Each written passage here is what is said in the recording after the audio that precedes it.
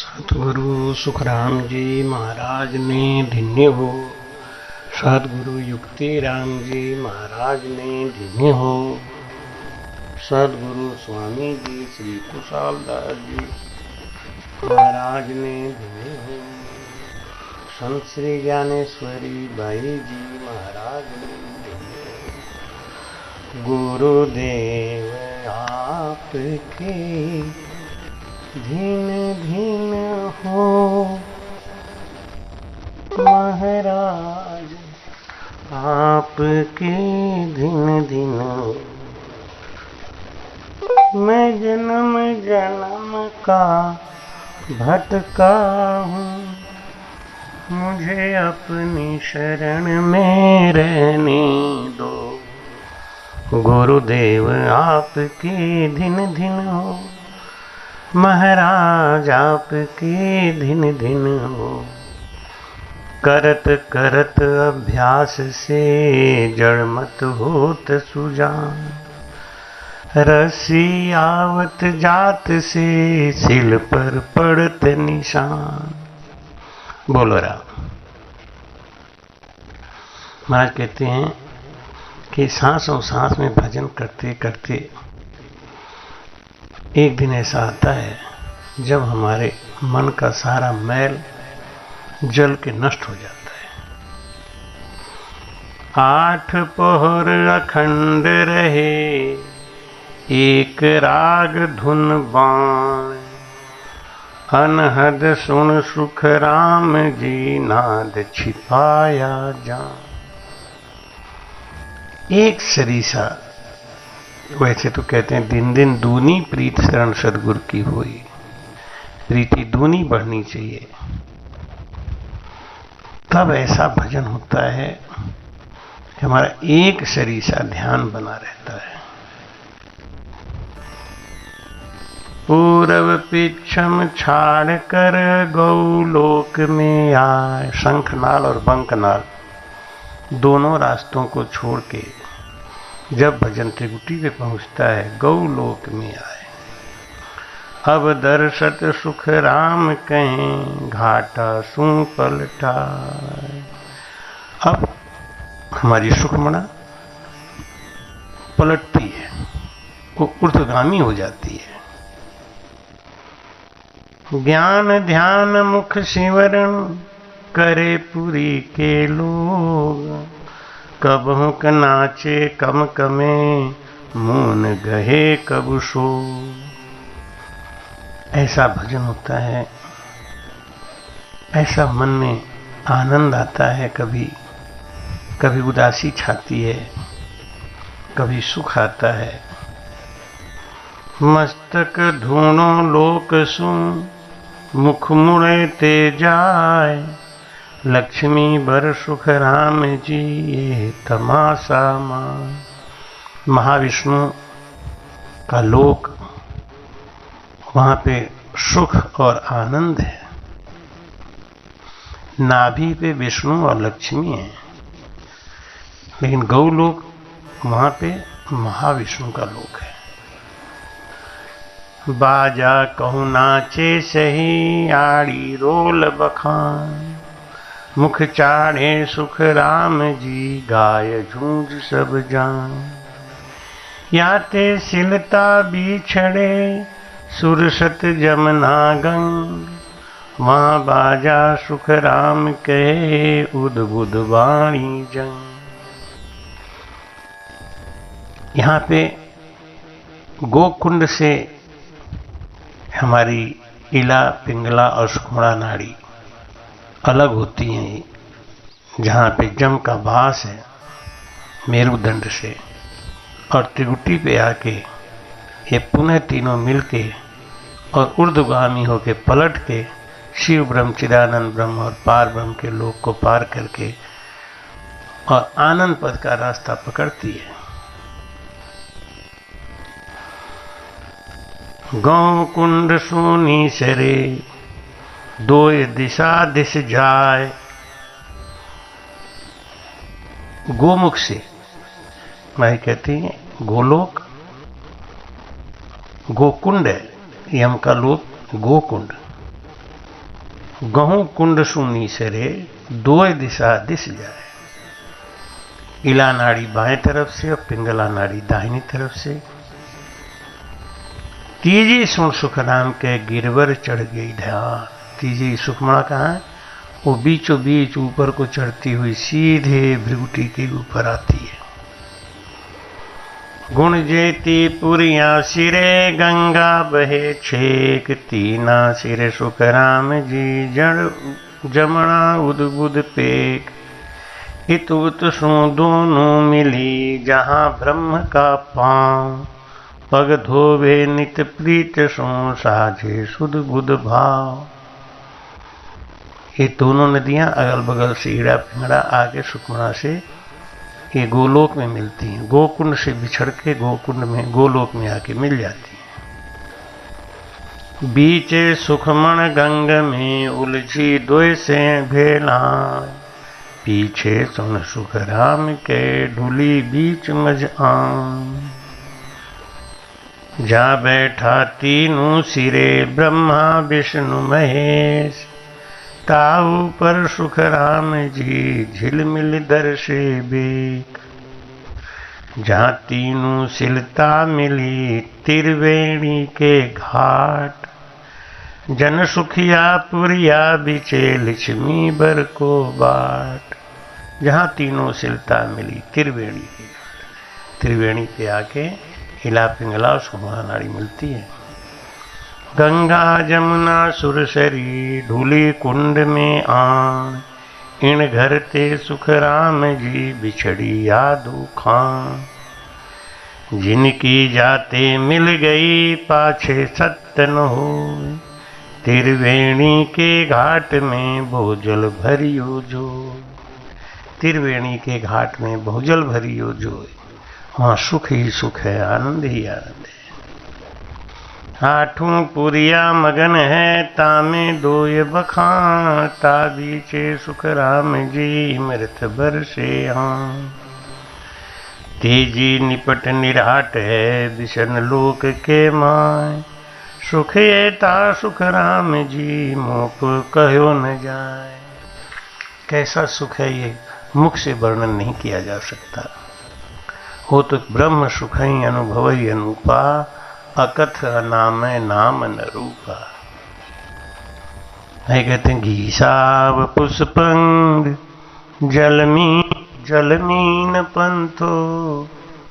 उड़े विहंग भंवरा कहाँ गेल संतो।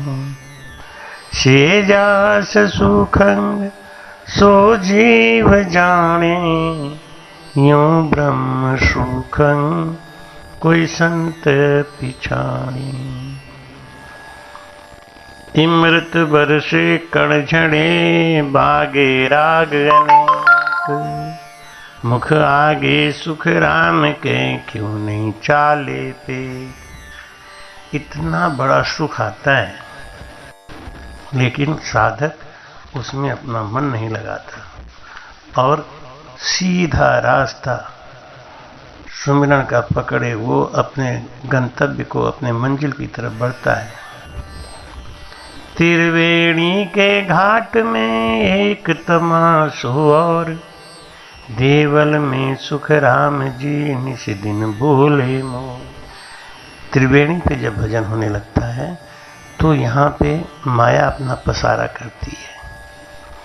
माया का सुख मिलता है। नाना प्रकार की धुनी सुनाई दे, आवाज सुनाई दे, दृश्य दिखाई दे। देवी देवताओं के भी दर्शन होने लग जाते हैं।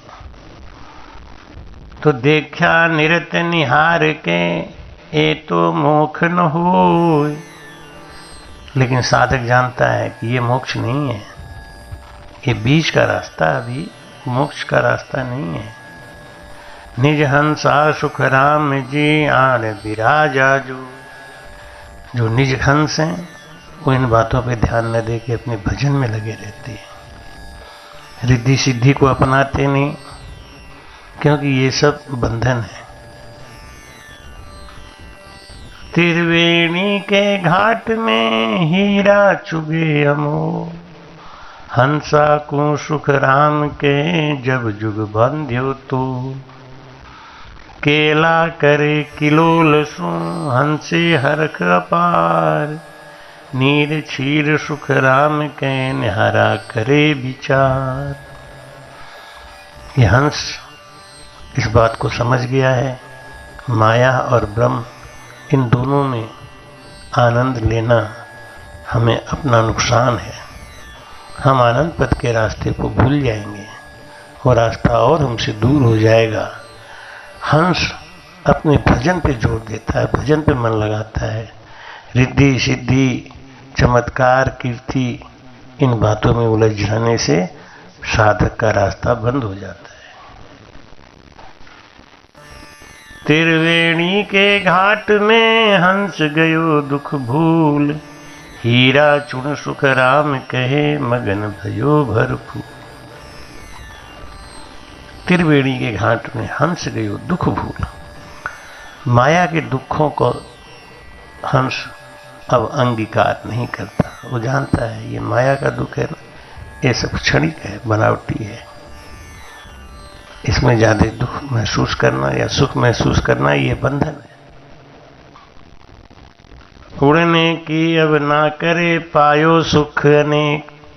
कोई कोई जीव त्रिवेणी के घाट पे आके जब अनेक सुख मिलने लग जाता है तो वो आगे जाने की इच्छा ही रोक देता है। अब उसको यहीं पे संतुष्टि हो जाती है।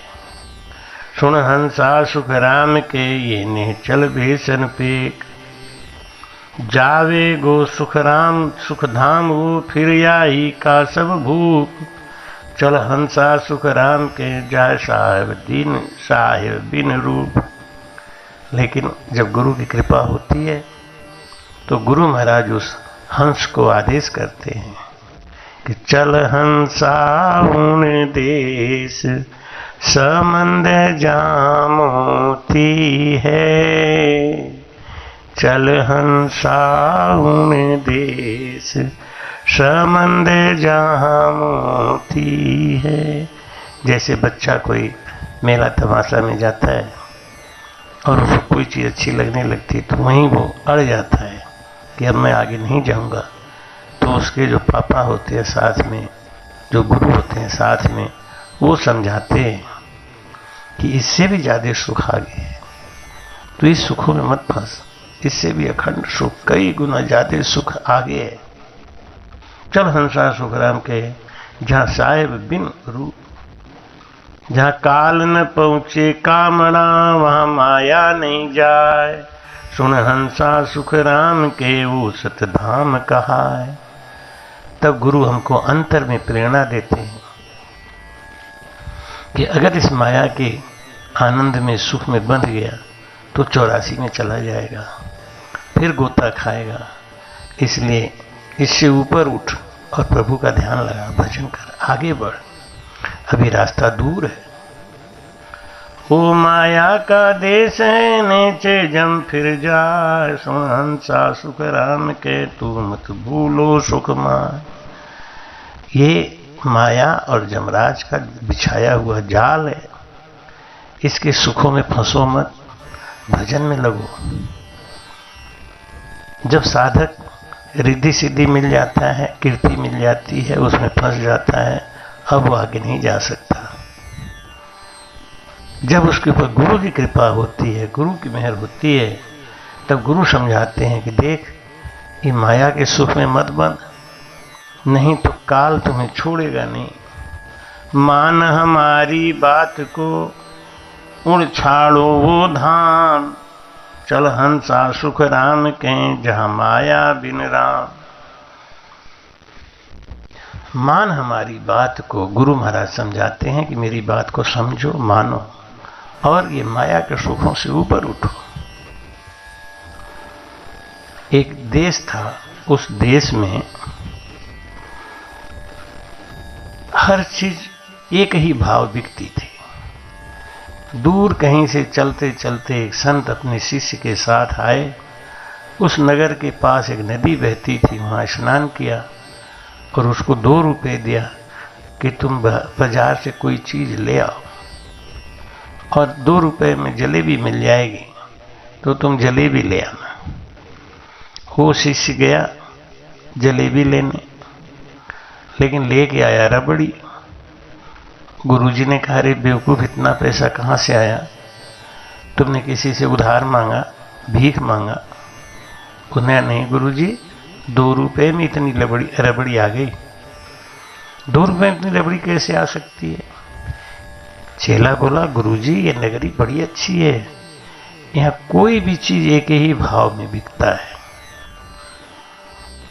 सब कुछ 2 रुपए का 1 किलो मिलता है। आप चाहे कुछ भी ले लो, दही ले लो 1 किलो, रबड़ी ले लो 1 किलो, घी ले लो 1 किलो, जलेबी ले लो 1 किलो, गुड़ ले लो 1 किलो, सब एक ही भाव है।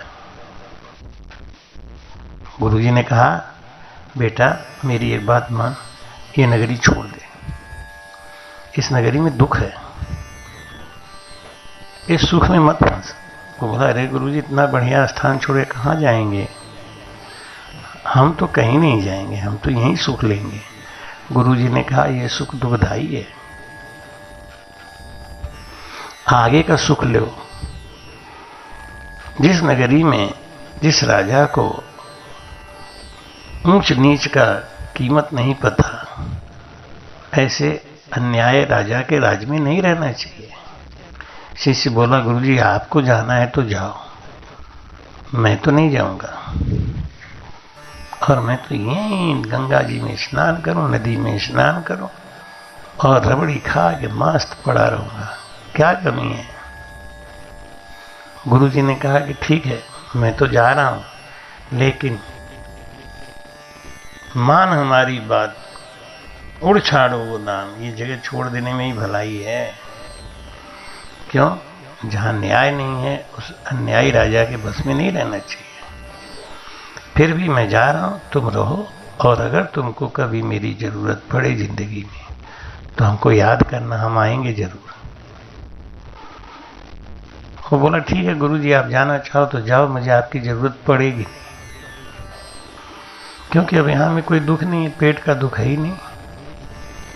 गुरुजी ने कहा, फिर भी कभी जरूरत हो तो मुझे बुलाना, याद करना। कुछ दिनों के बाद उस नगर में एक आदमी का मकान बन रहा था। वो मकान थोड़ा सा ही उठ पाया था कि गिर गया, उसके नीचे एक बकरी दब के मर गई। उस आदमी ने मकान वाले के ऊपर मुकदमा ठोक दिया। राजा ने कहा, क्यों भाई, तुम ऐसा मकान बनवा रहे थे, मकान का गिरना और बकरी का मरना, ये दोनों दोष तुम्हारे ऊपर मढ़ा जाएगा और तुम्हें फांसी दी जाएगी। वो बोला, हुजूर मैंने तो पैसा लगाया था, मैंने तो दीवार उठाया नहीं, दीवार तो राजमिस्त्री ने उठाया, तो दोष तो राजमिस्त्री का है। राजा ने कहा, बिल्कुल सही कह रहे हो,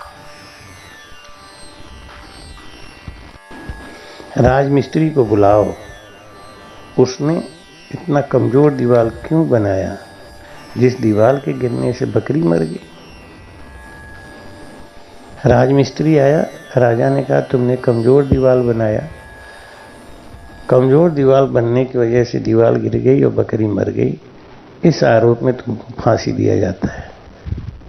राजमिस्त्री बोला, हुजूर विचार करिए, मैंने तो केवल सीमेंट लगा के ईंट लगा दिया था, सीमेंट में पानी ज़्यादा था, सीमेंट कम था, वो जो लेबर बना रहा था उसकी गलती ज़्यादा है, इसलिए मुझे क्यों फांसी चढ़ा रहे हैं। राजा ने कहा, ये बात तो बिल्कुल सही है, मिस्त्री का क्या दोष है, मसाला तो इसने बनाया नहीं, मजबूती तो मसाला से आती है। उन्हें, ठीक है, अपने लेबर को बुलाओ। लेबर को बुलाया गया। लेबर ने कहा, हुजूर मेरा क्या दोष है?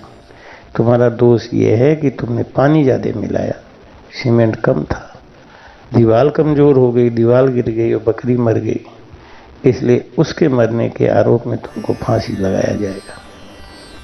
उन्होंने कहा, हुजूर इसमें मेरा कोई दोष नहीं, जो मशक बना था उस मशक का नाप गलत था,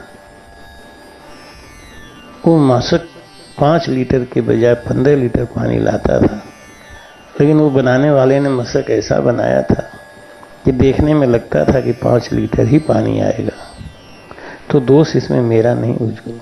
राजा ने कहा, ये बात बिल्कुल सही है, क्यों? मशक बनाने वाले को सोचना चाहिए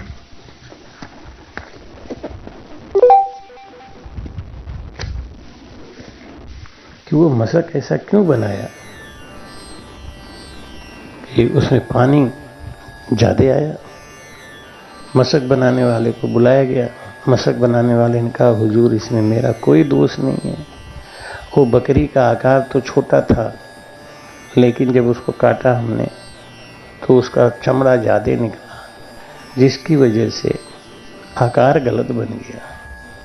राजा ने कहा, राम राम, ये बकरी चराने वाला जो गड़ेरिया है ना, उसको बुलाओ, उसको तो फांसी देना ही पड़ेगा। पतला दुबला गड़ेरिया आया, उसको देख के राजा बोला, अपने तो खाता नहीं, बकरी को खिलाता है। बकरी खाती है तो उसका चमड़े का साइज नहीं बनता है, पानी ज़्यादा आता है, मसाला खराब बनता है, मसाला खराब बनता है, दीवार गिरती है, बकरी मर गई। कुछ नहीं, तुमको फांसी होना ही है, ले जाओ उसको फांसी चढ़ाओ। सिपाही लोग गए उसको सूली चढ़ाने, फांसी चढ़ाने, लौट के आ गए। उन्होंने कहा, राजा साहब के यहाँ गड़ेरिया को फांसी नहीं लग सकती। क्यों? हम लोगों ने जो फंदा बनाया है वो फंदा उसके गले में ढीला है, उसको फांसी कैसे लगेगी? राजा ने कहा कि तुम मोटे गले वाले को खोजो, उसको फांसी लगा दो। फांसी तो किसी न किसी को लगना ही है। अब सारे सिपाही भागे शहर में, ढूंढते ढूंढते नदी के किनारे झोपड़ी में बैठा वो चेला है, मोटा लाल बुम। चेलों ने देखा, इससे मोटी गर्दन तो किसी की नहीं होगी, इसी को ले चलो, फांसी चढ़ा देते हैं। सिपाहियों ने कहा, चलो तुमको राजा साहब फांसी चढ़ाएंगे। उन्होंने कहा, भैया मेरा दोष क्या है? दोष कुछ नहीं है, दोष केवल ये है कि तुम्हारा गला मोटा है और तुम्हें फांसी का फंदा अच्छी तरीके से बैठ जाएगा। वो रोने लगा। उसने कहा, ये क्या मतलब हुआ? केवल मेरे गले में फंदा बैठ जाएगा, इसके लिए मुझे फांसी चढ़ाई जाएगी? हाँ, वो तो चढ़ाना ही पड़ेगा। राजा ने देखा, देखो ये गला मोटा मिला, इसको फांसी लगाओ, तुरंत फांसी लग जाएगी।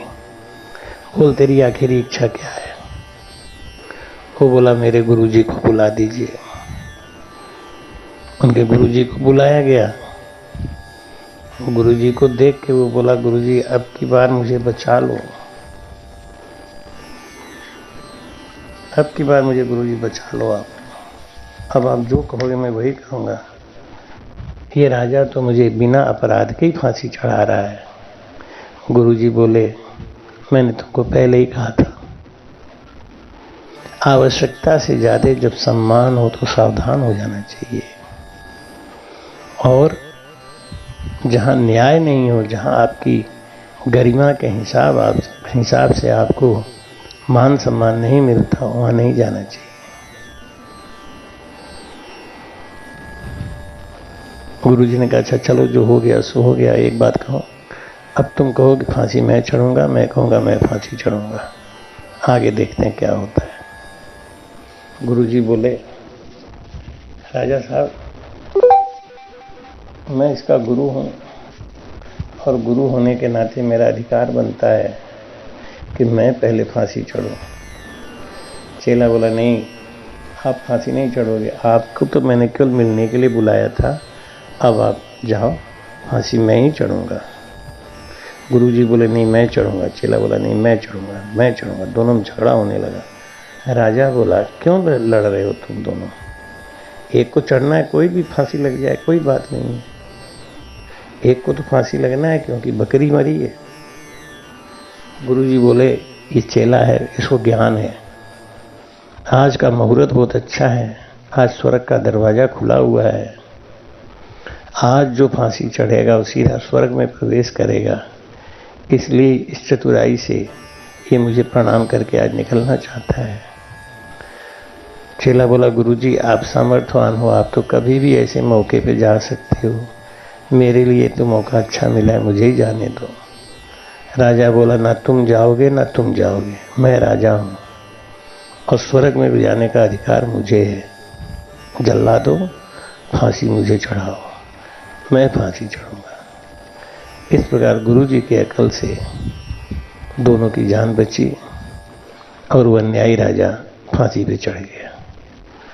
महाराज कहते हैं कि जब उस चेले की तरह हम लोग त्रिगुटी के सुख में आके और बड़ी मलाई खाने के चक्कर में पड़ जाते हैं, तब गुरु उनको समझा के कहते हैं कि मान हमारी बात को, उड़ छाड़ो वो धाम, चल हंसा सुख राम कहें, जहां माया भिन राम। उस जगह चलो जहां माया का असर ही नहीं है। भाई कहते हैं अमर आशा इधक है, बिन टेके सतधाम, चल हंसा सुख राम कहें, वहाँ हम ही तुम राम। उस जगह जैसे नदी है, बहती बहती बहती बहती जब समुद्र में मिल जाती है तो अब ना नदी का रूप रह गया ना नाम रह गया। ऐसे ही बाता सुन चंचल भयो, हंसे लगी उदास, कब देखूं सतलोक कूने, चल निर्भय बास। जब गुरुजी ने यह समझाया कि अभी तुम नदी के समान हो, जब तक सागर में नहीं मिल जाते बहते रहो बहते रहो। जब तक सागर नहीं मिलता है, क्योंकि सागर में मिल जाने के बाद बहना अपने आप बंद हो जाता है। फिर नदी अगर चाहे भी कि हम बह लें तो वो बह नहीं सकती। ऐसे ही महाराज जी कहते हैं कि जब ये जीव आनंद पद में चला जाता है तो होंठ कंठ सुरती नृति सब थक जाते हैं, शांत हो जाते हैं, पीछे रह जाते हैं। केवल चेतन मन उसमें जाके समा जाता है। लेकिन वो स्थिति आएगी कब कि जब 8 पहर 64 घड़ी ये मुख माने नाय, हंसे की सुख राम कहे, अंचासत पुर जाय। तब अगर चाहे भी कि हम भजन नहीं करेंगे तो हो नहीं सकता। 8 पहर 64 घड़ी ये मुख माने ना, ये जीव अपने बस में नहीं रह जाती। राम राम कहना अपने बस में नहीं रह जाता, ये परवश हो जाता है। लागी फेर उदास हुए, उपजी पीड़ शरीर, ये निश सुन सुख राम जी, हंसो धरे नदी। जब वो स्थिति आ जाती है, जब मन को प्रतीत आ जाता है, विश्वास हो जाता है और हमारा रास्ता जब सही हो जाता है, तब इस जीव को एक पल का भी विश्राम समझ में नहीं आता। उसको लगता है कि अब कितनी जल्दी, जैसे कोई ट्रेन में बैठा है, बहुत देर से बैठा है, लेकिन जब स्टेशन आने को होता है तो फिर उससे बर्दाश्त नहीं होता। वो बार बार उठ के गेट पे जाता है, बार बार उठ के गेट पे जाता है, जल्दी उतरने की इच्छा होती है। ऐसे जब जीव को पता चल जाता है कि मेरा भजन करने से ही कल्याण होने वाला है, तब ये जीव बार बार उकताता है और खूब जोरदार भजन करता है। कभी मन में उदासी आती है, कभी निरस्ता आती है, कभी संसार से एकदम जीव चाट हो जाता है, कभी रोने का मन करता है। ये निश सुनो राम राम तिरवेणी, झिलूब की हंस की उठाव, धार चली सुख राम के, धी धीणों के साथ, धी तीणों के साथ। बरसे तेज अनूप सो, मोह पे कहो न जाए, पुरिया चारू बीच में रहो अटल मठ छाय। त्रिवेणी चंद्र सूर बिच, लागी थंब विचार, सुर डांडे सुख राम जी, मृत चावे सार। माया सुख अपार है, बाहर आविद हो, चीगे सुन सुख राम के, न्यारा करके जो। डांडी सुन सब गान की, घी से चुपड़ियाँ, सब मुख बरसे तेज सो, यूं सुखिया निज धाम, निस दिन जान। साब आद मीठो घणो चिकनाई बहु होय। सुखमन सुख सुख राम जी ठंडी बरसे जो। त्रिवेणी तुइनु मिले जहाँ हंसे की बाट। पुरिया धोए सुख राम के उथले तेज निराट। गंगा यमुना सुरसती मिले त्रिवेणी माय। सुखिया अंतर फेरे धारा 3 लखाए। इला पिंगला और सुखमणा जब तीनों वहां मिलती हैं तो ऐसा एक दिव्य आनंद, जैसे जब बिजली के तार में फेज और न्यूट्रल मिलाते हैं तो एक स्पार्किंग होती है, चमक होती है। जब ऋणात्मक और धनात्मक बादल आपस में मिलते हैं तो बिजली चमकती है, जोरदार गड़गड़ाहट होती है। ऐसे ही इला पिंगला के मिलने पर, सुखमणा के आने से एक दिव्य आनंद आता है। महाराज जी कहते त्रिवेणी तीनों मिले जहां हंसे की बाट। पुरिया दो सुखराम के उथले तेज। इत सूरज इत चंद है, इला नाड़ी चंद्र नाड़ी, पिंगला नाड़ी सूरज नाड़ी। बीचे आविद हो नाम लिया सुखराम के जीव पलट कर जू। ये सुखमणा में जब हमारा भजन होने लगता है, अब सुखमणा पलटती है, अब ऊर्ध्वगामी होती है, ऊपर को जाती है। हंसो आथिर होए रहो निस दिन निरखे ए। जल बूंदा सुख राम के इमृत बरसे में। ऐसा मीठा मीठा सुहावना आनंद अंदर आता है, संसार के सब दुख भूल जाते हैं और हमारा चित्त, हमारा मन, हमारी बुद्धि हमारे वैराग के साथ आगे बढ़ता है। वा तीनों एको मिले अंतर नहीं लगार। पोथ पोथ सुख राम के सचि सूरज के बार। गंगा जमुना सुरसरी मिले सुलट कर जाए।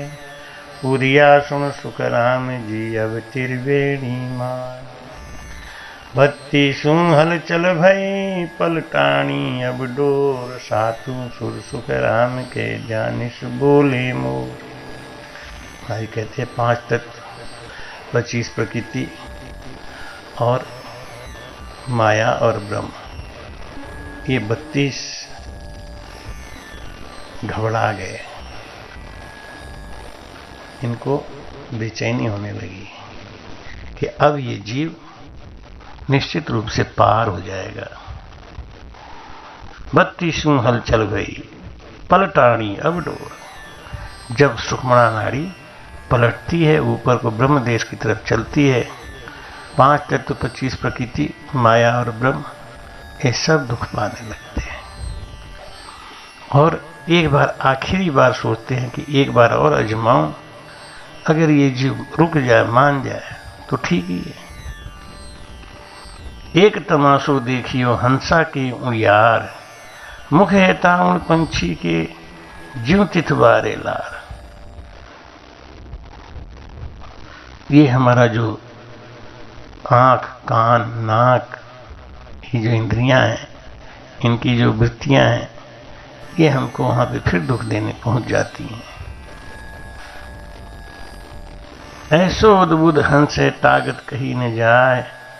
दोय मुनासु वासले सुखिया तीजे खाए। देख परख ले दोय सु दोया सुन ले ज्ञान। से हंसा सुखराम के हम देखा परवान। बाकी बातें आपको कल से बताएंगे। आज बस इतना ही भजन के बारे में, और ध्यान से सुनिए बात को, आगे समझते रहिए। फिर जल्दी जल्दी से वीडियो आपको देते रहेंगे। इस ज्ञान को सुनिए, ज्ञान को समझिए और सब्सक्राइब करने के बाद दोस्तों को शेयर जरूर करें। हे राम जी राम महाराज। कृपया चैनल को सब्सक्राइब करना ना भूलें। राम राम।